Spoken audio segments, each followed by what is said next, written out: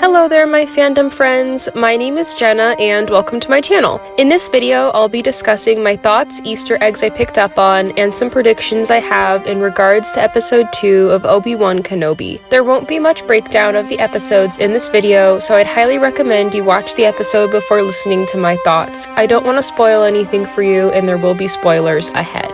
The clone. Oh my gosh, I instantly teared up when I saw this clone. It felt so good to see Temuera Morrison play a live-action clone. As Obi-Wan looks upon the old clone, his face is clearly full of fear and shock. This is probably because it's the first time he's seeing a clone since he started watching over Luke. We can tell this clone veteran is from the 501st because of his blue and white armor coloring and pattern. This means he was one of the clones that was led by Anakin Skywalker and Rex during the Clone Wars. I felt so much for Obi-Wan in this scene and realized he was probably not only thinking about Order 66, but also reminiscing on the friendship he had with his own division of clones. Of course, Cody comes to mind instantly. It also made me sad and reminded me that the Empire doesn't care one bit for the clones anymore. They did their job and then were thrown aside, as is the tragedy of the poor clones who were forced to fight a pointless war. We saw the beginning of this take place in the Bad Batch. I do wonder if the clone recognized Obi-Wan though. Since Anakin's team of clones and Obi-Wan's team of clones naturally work so close to each other during the Clone Wars, it makes me question why this clone wouldn't have recognized Obi-Wan.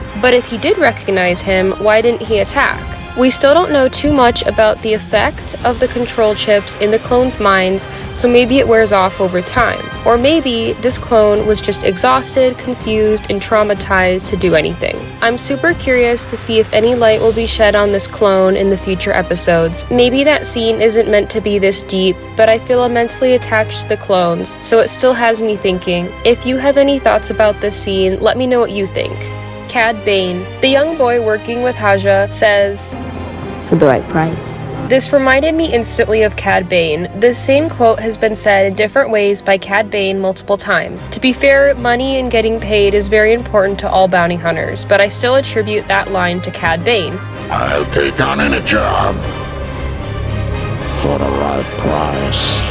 I was wondering if this is a hint to the audience that he is still alive after the events of Boba Fett. It might mean absolutely nothing, but that line reminded me so much of Cad Bane that I had to point it out. And because if you didn't know by now from my past videos, I am definitely obsessed with Cad Bane. Roof chase scene. I feel very attached to the Deception arc in Season 4 of the Clone Wars. These are the episodes where Obi-Wan is disguised as Hardeen to discover the assassination plot against Palpatine. At the start of this arc, Obi-Wan is shot and falls off a tall building. I still remember my absolute horror when I saw this occur, even though I knew perfectly well he'd be fine due to the movies that take place after. I don't know if there was any intentional parallel between that Clone Wars scene and this new rooftop scene, but it's something I noticed and wanted to point out. Also, Reva's parkour during this part was pretty epic to watch. Watching Reva use her environment to her advantage was really cool. It also made that chase scene on top of the buildings all the more stressful.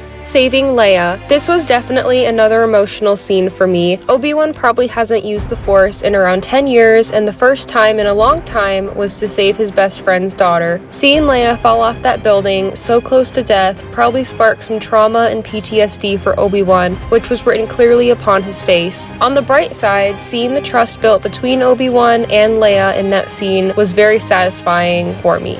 Padme reference. This show is incredibly emotional. As Leia is trying to take charge as she and Obi-Wan arrive at their escape port, Obi-Wan looks at her and pauses, saying she reminds him of somebody from long ago. It's clear he's thinking back to her mother, Padme. Again, Obi-Wan is reminded of the past and maybe what could have been a better life if he hadn't failed Anakin. It definitely pulls at the heartstrings. I also put this scene and Obi-Wan's specific words into the perspective of him talking about Satine. Knowing from the Clone Wars that they had a history, everything he said lined up with her as well. However, I do believe he was thinking about Padme, especially since these things were said to Leia, and her face alone is probably a constant reminder of Padme.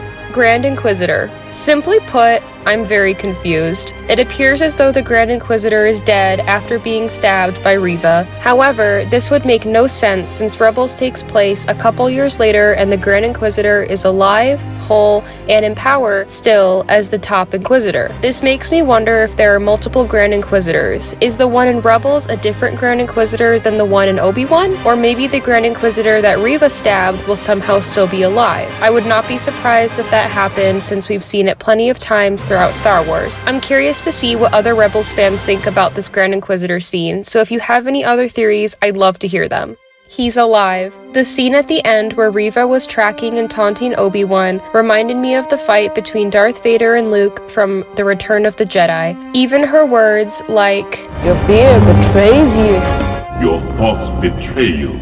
Obi-Wan's reaction to finding out the truth felt like a stab wound. Anakin meant, and probably still does, mean so much to Obi-Wan. They spent the majority of their lives together, bonded strongly through the Force and their own special friendship. So for Obi-Wan to feel such pain over finding out that his best friend and brother has not only turned to the dark side, but is alive, was so difficult for me to watch. Ewan McGregor certainly played this scene expertly well. He has slipped into the role of playing Obi-Wan so flawlessly. Anakin.